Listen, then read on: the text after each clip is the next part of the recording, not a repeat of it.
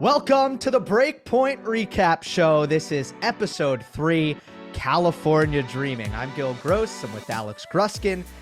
If you are new to this show, we break down every single episode of the Netflix Docu-Series Breakpoint, and we have been enjoying it thus far. California Dreaming, Fritz, Sakkari, Indian Wells. But Gruskin, let's start off. Let me allow you to respond to potentially any YouTube comments. Did you get a chance to go through the comments of the last one, or did you miss that because we're now in our Australian Open craze? No, I am very much egotistical. Of course, I'm looking through the comments each and every time to see what the response is to our episodes, because that's how I craft my response on the next episode for all of you listeners. Again, you all are far too kind to myself and Gil. I will disagree with the sentiment. Well, I'm not going to disagree, but I'm going to explain where you might be wrong. Some have inferred that we are more entertaining than this Breakpoint show itself. Here's what I would respond to that. Duh. I mean, look at our brows. Come on. This is superior programming here as it relates to tennis. B, I would say give this show a chance. Let it grow on you. And I really do think it will help for context if you don't understand the mission of what these producers are trying to display through this series. Go watch the Drive to Survive F1 show, because I do think as these episodes have progressed, it helps that in episodes 2 and 3, they focused on more than one person. But B, this would be my response to the sentiment in general. I think the show is finding its stride. I think each of these episodes have been an improvement upon one another, and I am fascinated to see where this series goes from here. Episode 3, to me, was the purest tennis episode that we got yet, right? So Nick Kyrgios in episode 1, doubles with Tanasi, Australian Open. It was kind of like Kyrgios brings something unto himself that is unique and different. And honestly, it's literally just kind of one of one. Then with Berrettini and Tomljanovic, not that it wasn't about the tennis, but you had a love story that was really at the center of what that was. And for this one, there is none of that. There's no Kyrgios. There's no love. There is just Fritz, Sakkari, and their respective runs at Indian Wells. Do you feel me on that?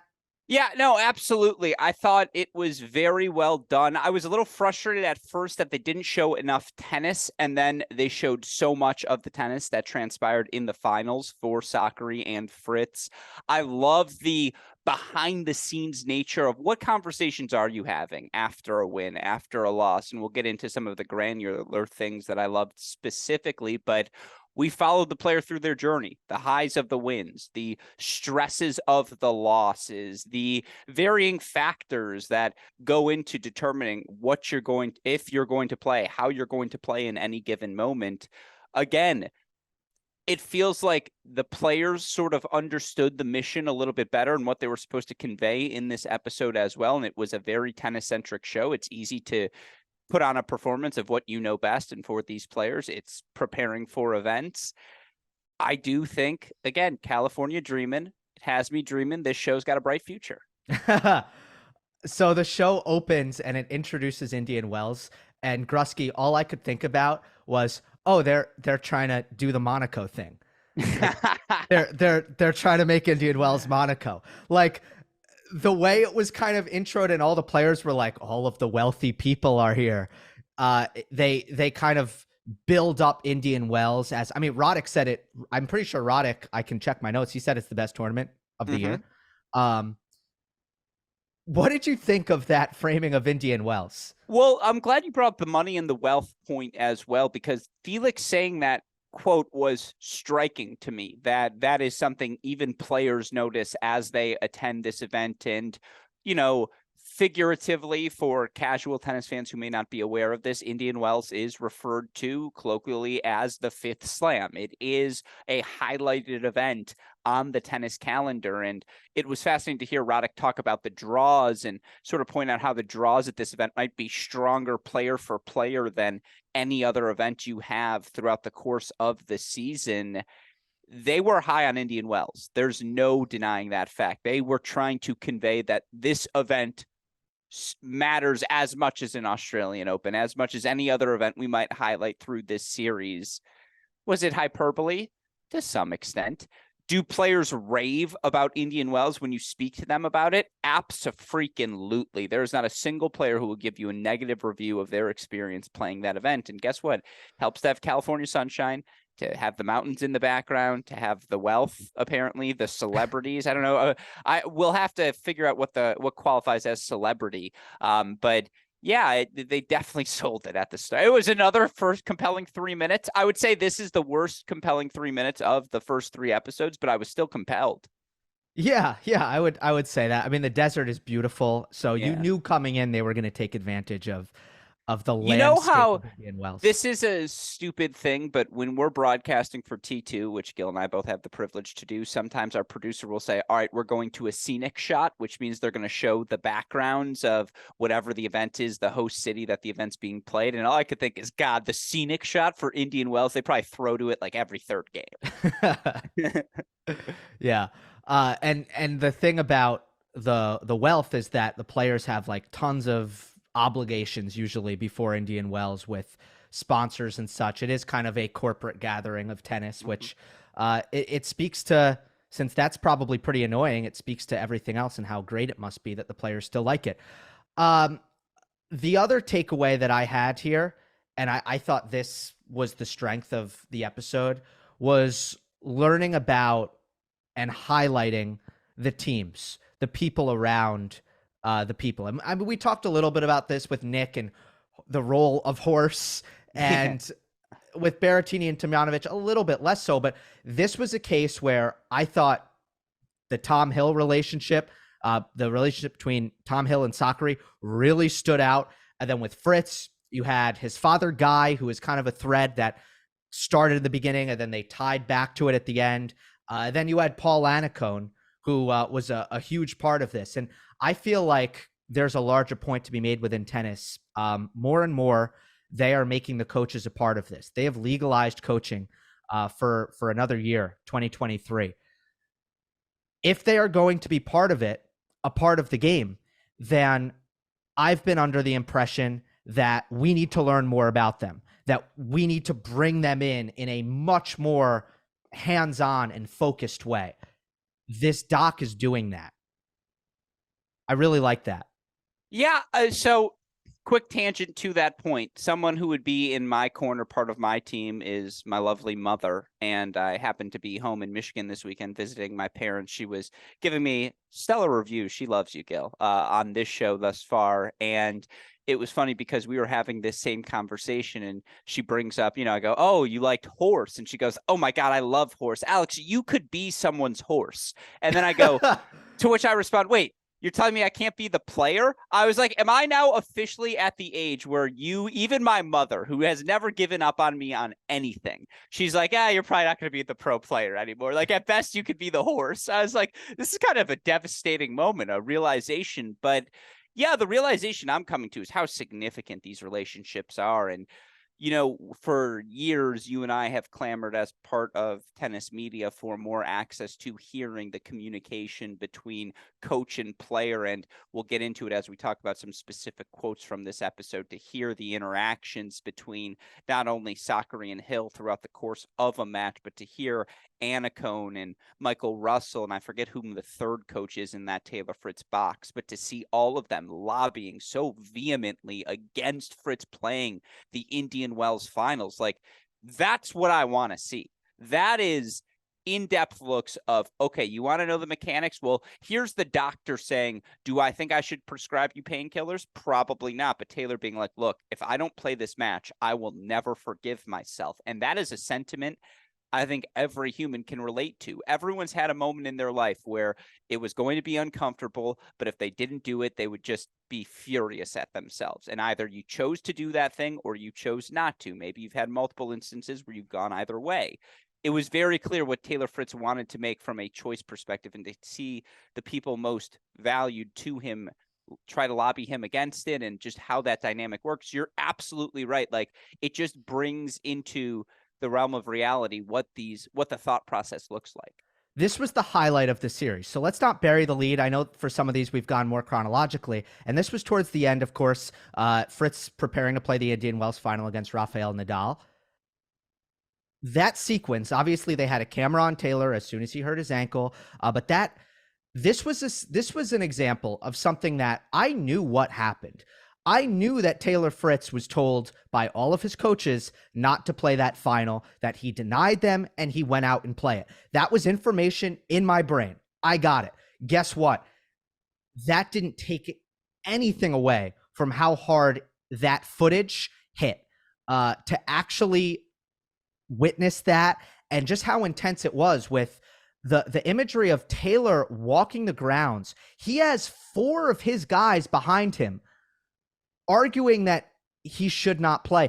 Anacone basically says, dude, you're an idiot. Like, you're going to go out there. And his logic was sound. He said, you're going to go out there against Rafa Nadal in this wind at 60%, based on what I just saw from you on the practice court. 60%.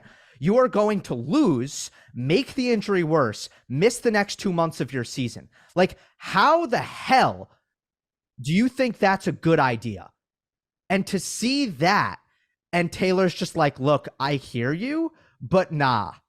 No, he's like, look, I'm going to fucking play. Like, I'm pretty sure at one point that's what he says. He's like, look, I have to, and again, I apologize for swearing twice consecutively, but he's like, I have to fucking play. I do. He's like, I have to do this. Like, if you're telling me I even have a shot, and he at one point he's saying, look, I get it. And if I don't think I can play, I'll pull the ripcord and we'll stop the match, whatever it is. But, and it's funny because Anacone says that and he's like, do you really, in front of 15,000 people? He's like, versus not going out there at all and not giving them anything. And you can completely understand Fritz's perspective. Now, I do think, again, for casual athletics fans, it's always worth noting tall people, foot injuries, it's never boded well in the history of any sport ever, because again, you need your feet to move, and tall people just seem to have an issue with foot problems throughout the course of their careers. That said, again, to just see the stubbornness for Fritz, and you bring up Paul Anacone, who talked about how that stubbornness might be his best asset, but also his biggest weakness, that determination to be the best version of himself and hold himself to the highest standards. You even saw in the post-match talks when post-Rublev, when he's criticizing himself, and Anacone's like, that is not a winning mindset. And by the way, to see the candidness of the conversations there, and Anacone's even saying, you told me to tell you this when I think you're not having a winning mindset, and this is a losing mindset. And Fritz to kind of be like, you could see on Fritz's face the realization of him saying, thank you for telling me that. Like, that is why I brought you here, to tell me these hard truths. Like, that theme, that ethos was persistent throughout the course of this episode. You got to see the hard conversations. Right. And Anacone holds so much weight, right? It's and crazy. You could see that respect. Look, when wait, coached... can I ask you a question off of that? Sure.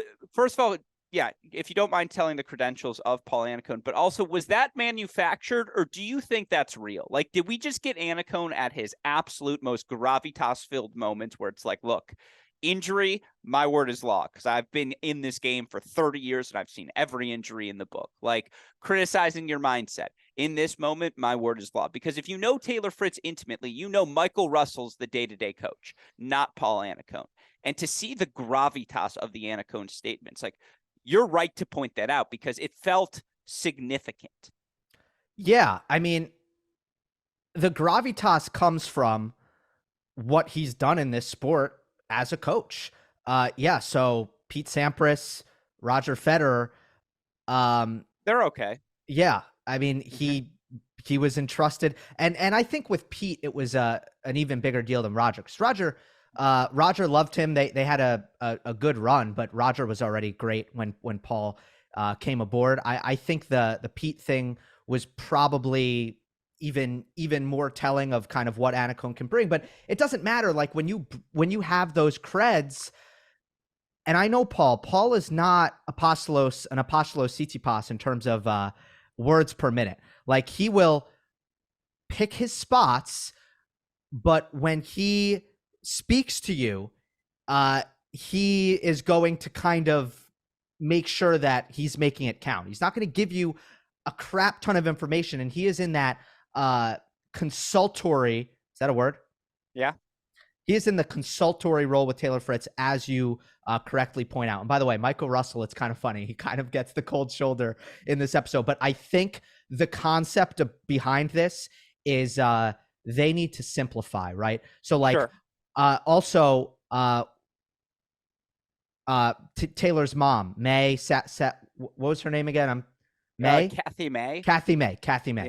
Yeah.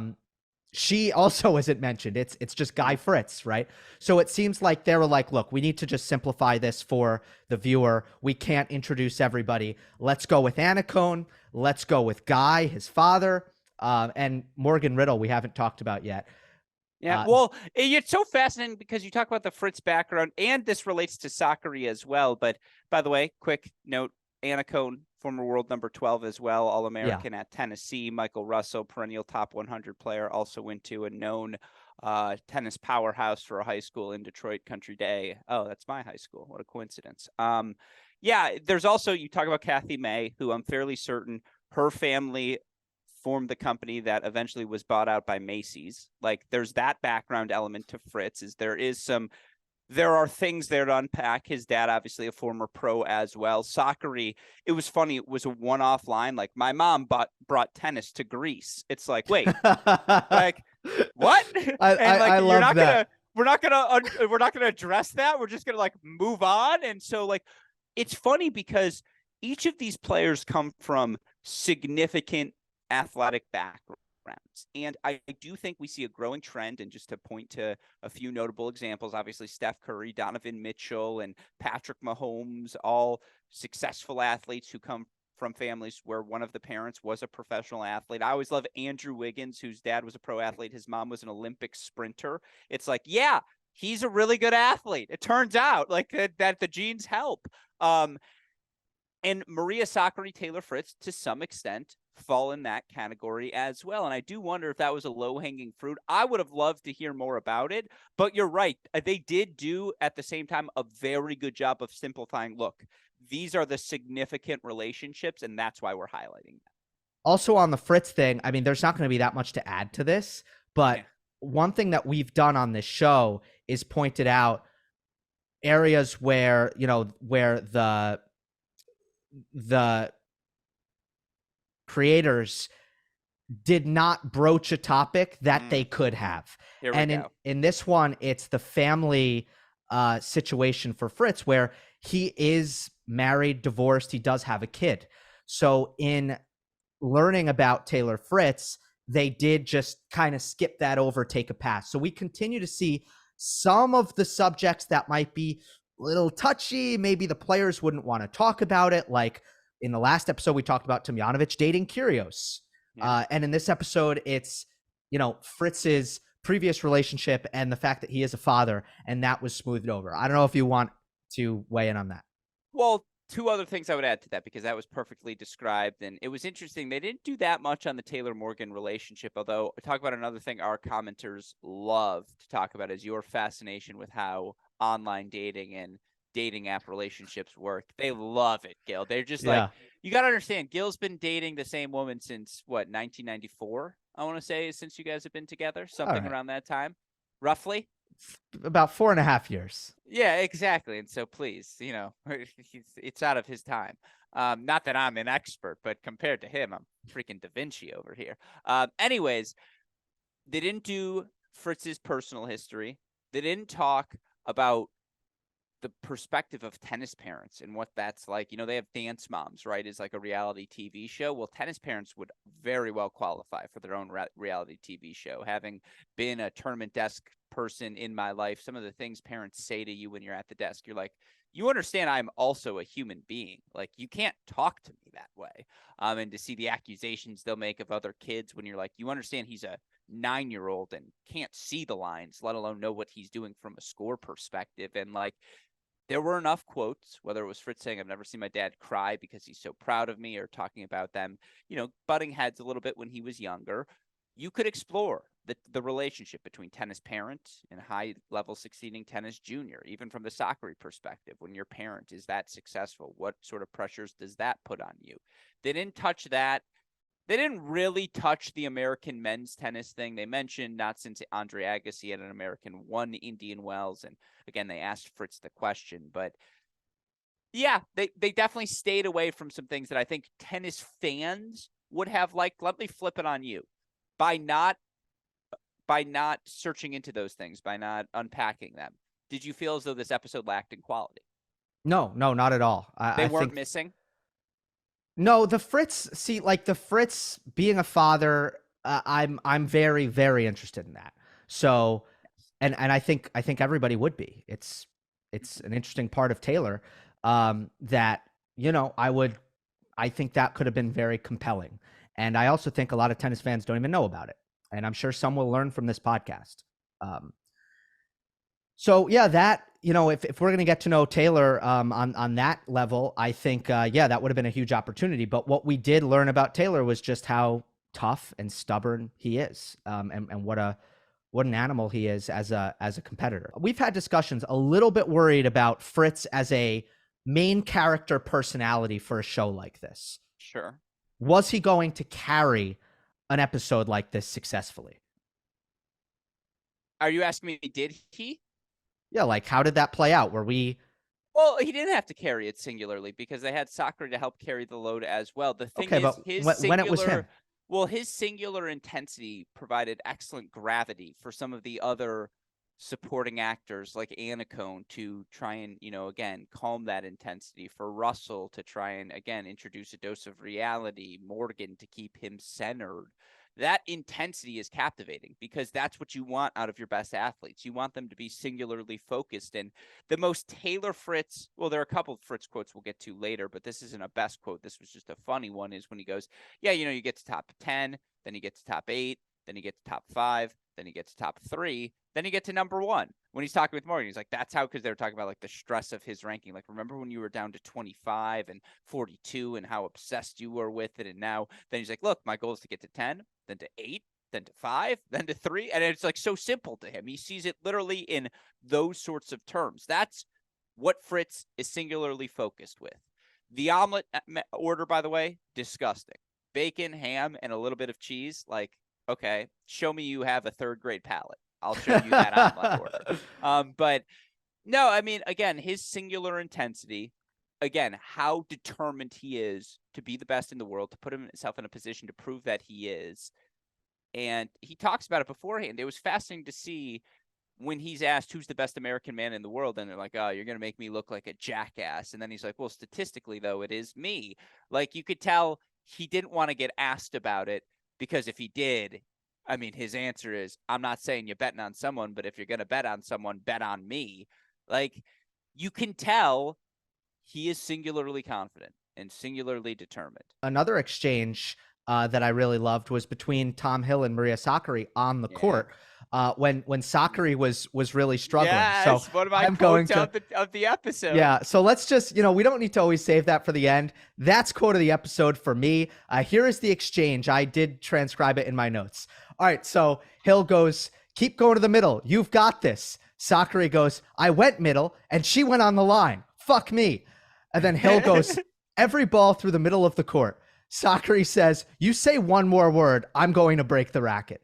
Hill. I know, that was truthfully delightful, because I've been in both sides of the equation, where I would be watching my little brother play and you're like kind of giving him a note and he just looks at you and he's like, Alex, shut the fuck up. Like, I'm in no mood for this right now. At the same time, I've had my older brother, and I like to think I'm a little more receptive because I like being engaged, but like there's times when someone's talking to you or a coach is just pestering you and you're just like, shut up. Like, you think I don't know that? I'm the one playing the match. Like Steve Johnson, former top 40 player in the world, who notably has struggled with his backhand wing. I once asked him, how annoying is it when people ask you about the backhand? Because if we're talking about it, obviously you're aware of it. Like, what is that dynamic in your head? And he's like, yeah, no fucking shit. I know that my backhand needs work. Like, if you think I don't know that's the game plan and that's what I need to execute, then like, what do you think I'm doing out here?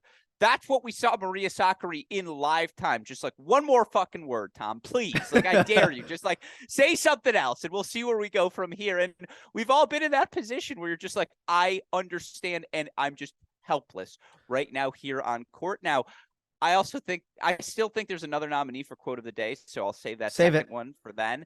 But that was a really good, because it's just so telling of, if you've ever, that's a nugget not only for casual fans to enjoy, but if you played some tennis in your life, you're like, I've been there. You're like, Wait, that but resonates. Tom Hill doubled down. Maria said, I will, one more word, I will break this racket. Tom Hill says, I don't care. Go up the middle. Well, so you can see. You're right, but then later on, like the next quote is, anything we say now is going to piss her off more. And so Yeah. you do come to a realization where it's like, you know what? Let's just let this one go. This is not the fight, Anakin. Like, let this fly.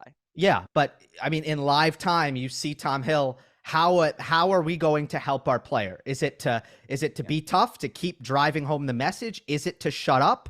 And with the Maria storyline, I feel like, you know, in the last episode, we had a conversation about the every match kind of being framed as a mental thing. And with Berrettini Nadal, it kind of bothered me because, you know what? It's not mental. All right. Like Matteo did not lose that match because of his mind. With Maria, I totally thought it worked. I totally didn't mind it because guess what? It is mental with Maria. It is. And we got to see the evidence of that with how she was responding to adversity on the court and those interactions with Tom Hill. Can we just point out again, not to backtrack, but playing through the middle and she went line. Fuck me. That was so good. Like, what a great line from Maria Sakkari, because we've all been there. I mean, we have played tennis against one another. You have at times hit a forehand where I knew you were going to, like, I'm like, he's sitting on the inside in. He's sitting on the inside in. Yep, he went inside in. Like, Alex, you knew it was coming. Like, come on, fuck me. And it's just like, that's exactly what she did. We're going to have to put a censorship warning on this episode. That was delightful. But you're absolutely right, because, and shout out to this episode, the single best sequence we have had, a 45-minute stretch of any episode thus far here in Breakpoint, was the 45 seconds Courtney Nguyen, who, another solid performance. Maria Sakkari is a gladiator. And then with raging EDM music in the background, they have Sakkari just banging weights in the workroom. And like, you're like, yep, she's a specimen. Like, watching her squat you're just like, yeah, like, okay, yep, like, I get it. This is what I expected. I see it manifested. I thought that was the best sequence. And that's why, from the other side of the equation, it's like, well, then how can someone who's in the workout room doing that not be a superstar? And that gets into the mental part of the equation, and you see all of that unfold throughout the episode. Yeah, I mean, it was fascinating. They talked about her semifinal block. They're not going to like go all tennis abstract on us and give statistics like she lost 13 matches in a row in semifinals. But they said like she lost a crap ton of semifinals and it got in her head. And they addressed that. And then, you know, in the beginning of the episode, it was so funny because she told her mother, I want to make the final. I want to get to the final. And I just kind of stored that away. I'm like, it's a little strange that she said, I want to get to the final and not that I want to win. And then what ends up happening after that final, she was like, I expended way too much energy in the semifinal and I just couldn't show up for this final. And I wasn't myself. I wasn't me. Maria battles herself at the end of these tournaments to try to get in the right mindset. And this was a really good showcase of that, right? Yeah, no, I mean, look, by the way, I don't know if you know this, but Maria Sakkari's mom brought Greece to tennis. And one of her quotes at the start of the show. No, you got it wrong. She brought tennis to Greece. Oh, yeah, Greece to tennis. Sorry, tennis to Greece. Good call by you. Maria's mom goes, only her demons or an injury can keep her out from the tennis court, because tennis players don't just lose to their opponents, they lose to themselves. And it was very clear that she was discussing her daughter directly in that discussion. And to hear Sakkari dwell and speak so candidly about her 8 semifinal losses throughout the course of last season, I think that was the number she talked about, or in 2021. To hear her talk about how she didn't sleep for 4 days after her loss in the French Open semifinals to Barbara Krejcikova, which, for listeners who aren't aware, she was 2 points away from winning that match. She loses in 3 sets. Krejcikova goes on to win the French Open. You know, again, it's fat. Here's the fascinating part, and this is a tangent, but I want to hear your thoughts. This is the third out of 4 players we have heard use the R word, retire, after a loss. Kyrgios talks about retirement. Tomljanovic after her loss, should I just retire? Sakkari after that French Open, legitimately saying I'm retiring for 4 days. And she It did. just brings, yeah, and then she goes, all right, let's get back to work, which was another great sequence because her smile being like, yeah, I know I'm an idiot. All right, let's get back to it. But it just speaks to what these players feel like. And they talked all the time, the cliche, 99% of players lose every week. But it is fascinating because you're like, if I can't be number 1 in the world, do I really want to go through all of this suffering to be number 26? Like, is that really worth it?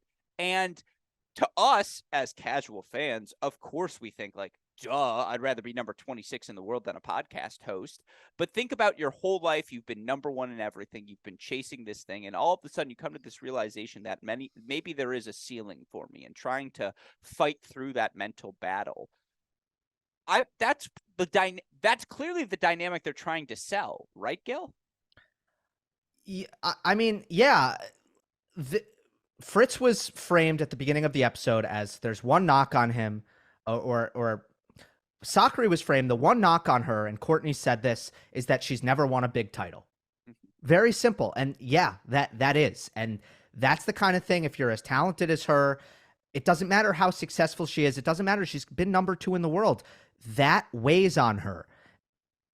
That's real. Like, so it's not about what other successes she had. Like right now for her, it's, I need to win a title. And she's going to feel like a failure until she does that. And that's just how it is for her.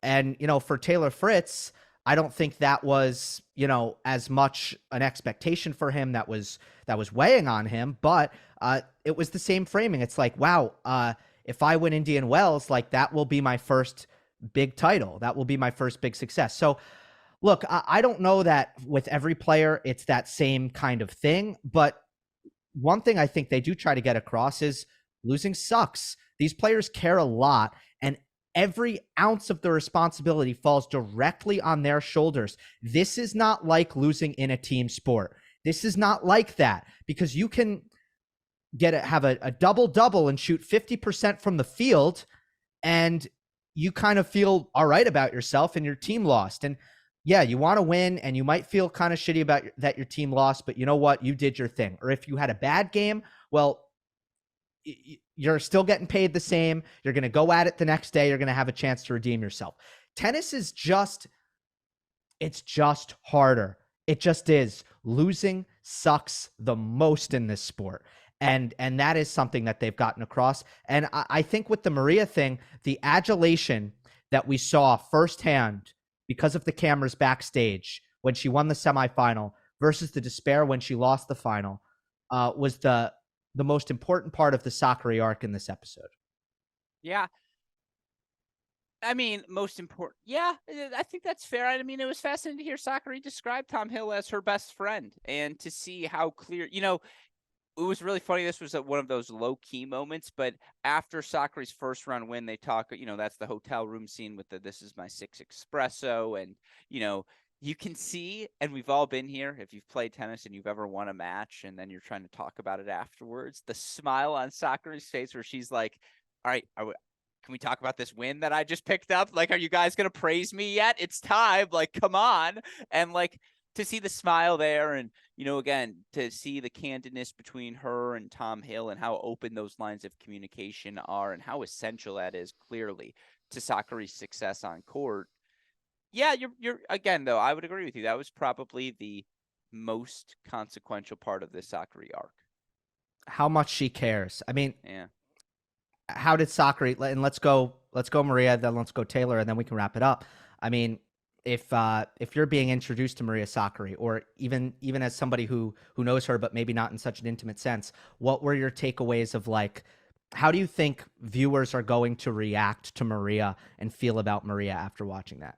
I think they'll tell how much she cares. You're absolutely right. Like, again, the tears post semifinal victory, to hear her talk about how she was so drained mentally following that semifinal match that it clearly impacted her in the final. And, again, it was very clear. What was it? Anna Cohn early in the talking about the three components: the physical talent, the heart, and the head. Can you process? Can you play every point like your life depends on it? I love the clips they showed of Rublev Fritz in that moment, but clearly that applied to Sakkari as well. And I think that's ultimately why they paired these two players together, and that was my takeaway. And yes, there's some knowledge about each of them from what our jobs are that clouds my perspective watching this episode. I can't watch it independently, but these are two players who are extraordinarily determined to become the best version of themselves. Whatever that best version is, they will be singularly committed to becoming whatever it is they have to do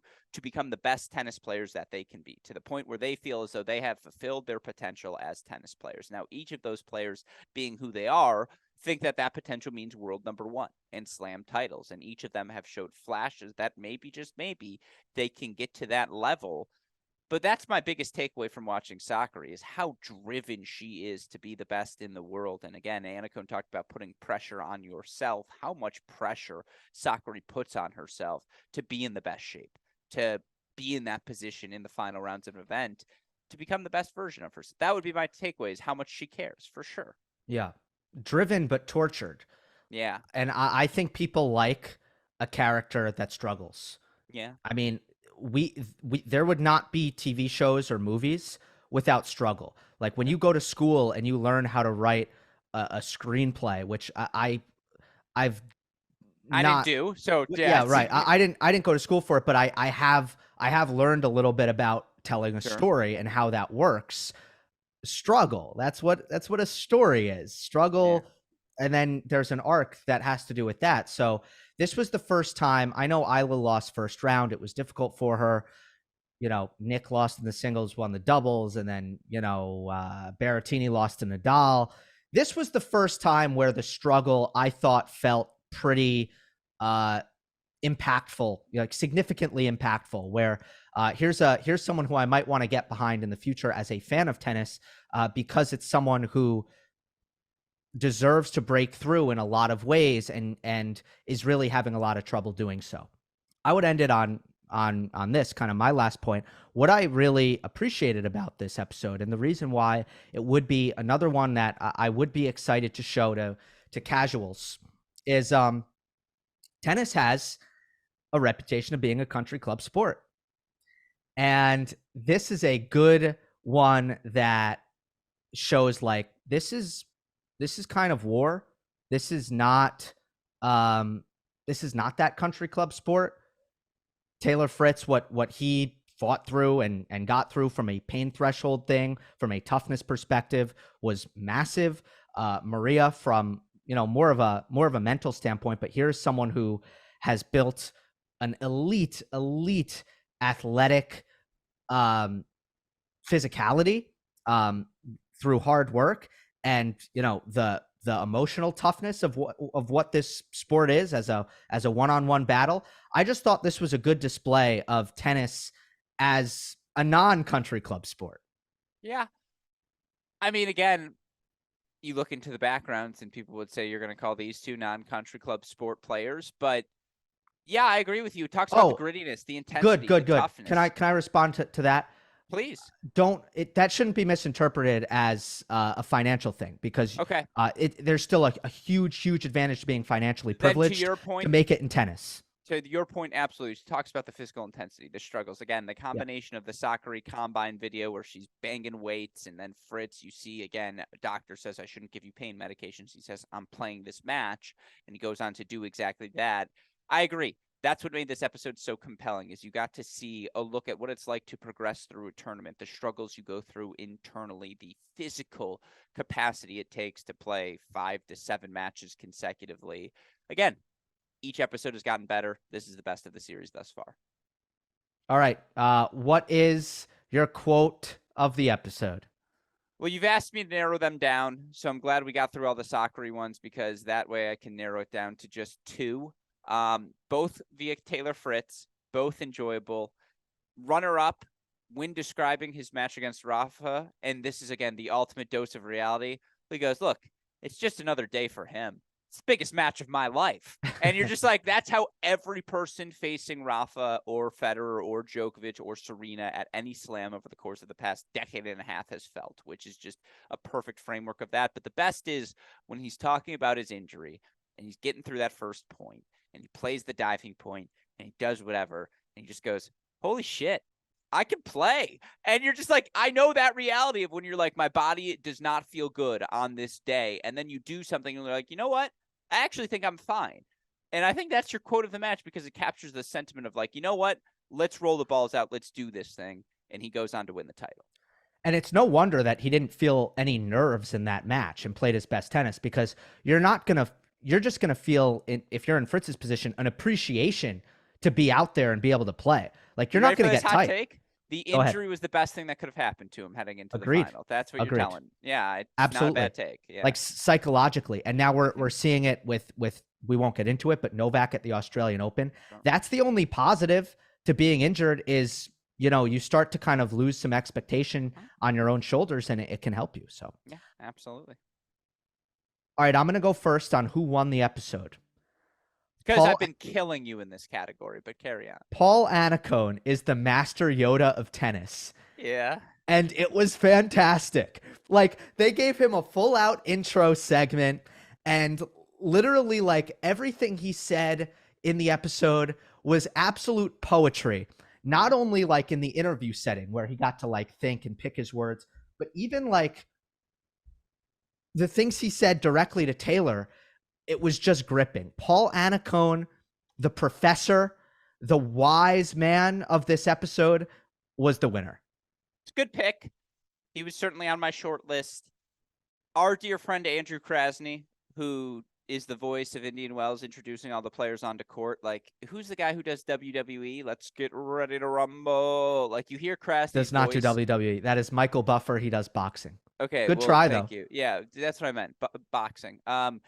He, like, Krasny's voice plays on that level, and you're like, that is awesome. But the real winner has to be Maria Sakkari's mom, because again, we get two things from her. You brought tennis to Greece, and like then the most profound quote where it's like, you not only play your opponents. I don't know why I'm giving her an accent.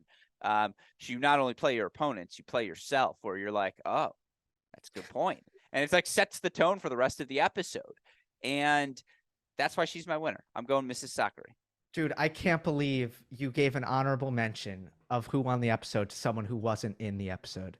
I mean, it's unbelievable what you have the ability to do. Like, you are actually incredible.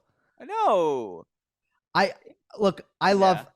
Much love to Andrew. That's not what this is about. Okay. Andrew, his voice was in it.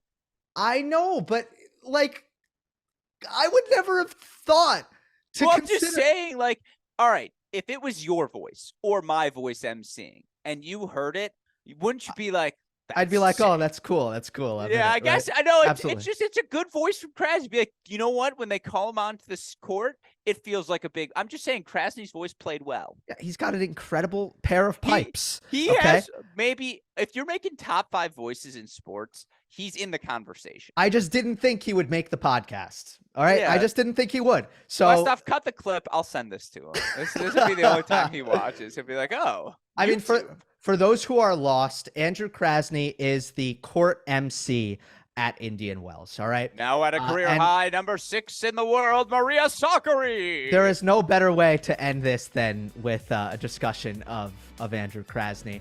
But this was fun. Really intriguing one. Episode 4 is next as we roll on the Breakpoint Show, a recap show. For Gill Gross, Alex Gruskin, thanks for watching. See you next time.